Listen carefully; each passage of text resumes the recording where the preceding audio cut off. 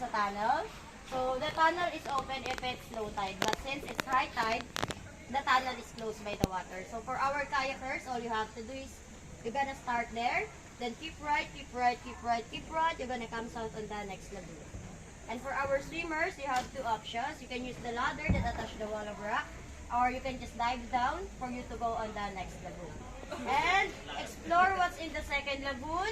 Then, if you take this way going to the next lagoon, you must take this way on the way back. Try not to swim around because it's kind of far.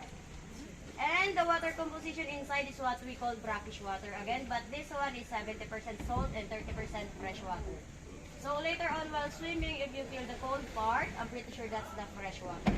And if you feel the warm part, if nobody around you, I'm pretty sure that's the fresh water. Okay?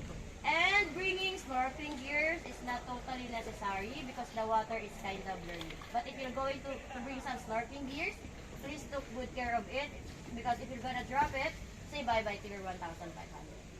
And if you're going to bring some of your belongings, please take good care of it as well, okay? So, everyone, this is going to be the last time that I'm going to ask you to bring your life jacket because no life jacket, no entry even though you are in that kayak.